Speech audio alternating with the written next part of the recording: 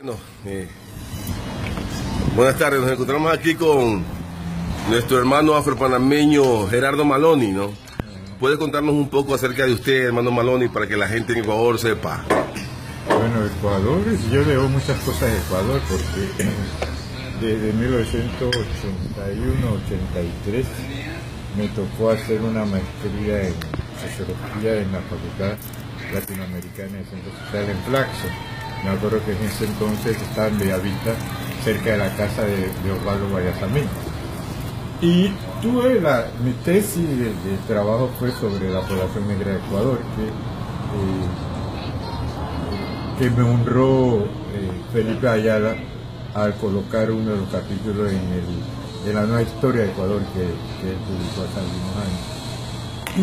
Y me pareció interesante porque poco se sabe actualmente de la presencia negra en el Ecuador.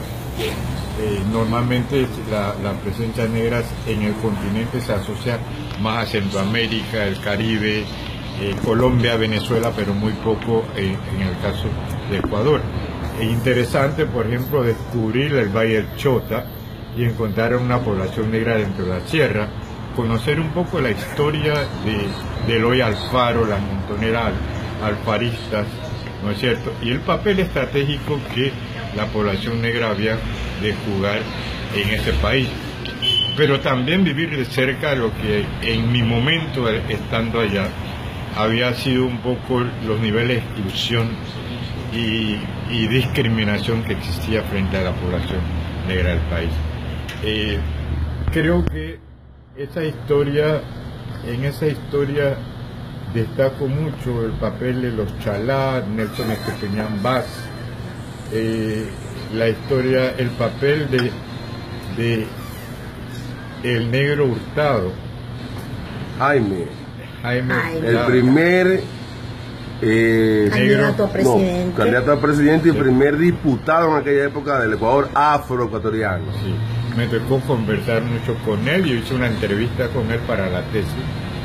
Y también con Chiriboga, el gran dirigente esmeraldeño. Don Chiriboga, Don Chiri, sí, revolucionario como él, claro.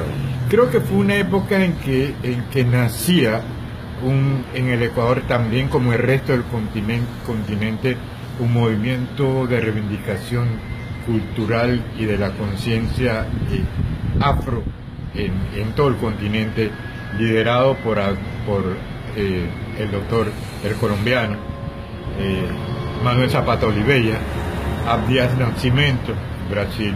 Había gente importante en la época como era Rex Nettleford en Jamaica, Jean Casimir en Haití, Armando Entralgo de Cuba.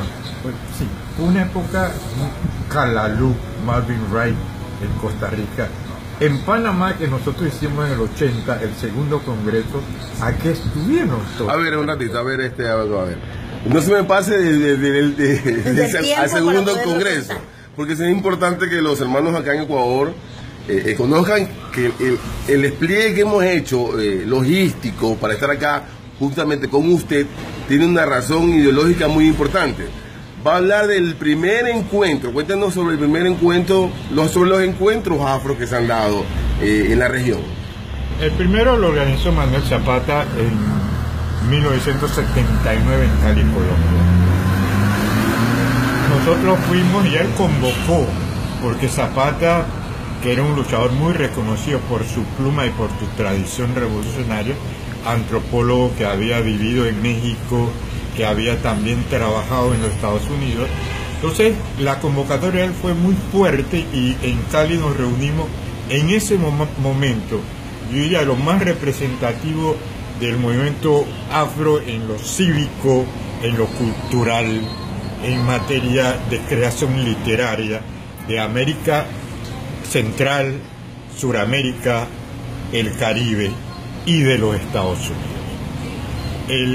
La convocatoria de este movimiento fue tan fuerte, ¿no es cierto?, y las conclusiones, que la delegación de Panamá solicitó que el segundo congreso se hiciera en Panamá. A ver, vamos a hacer una pausa ahí. Vamos a hacer una pausa para empezar nuevamente, ¿ya?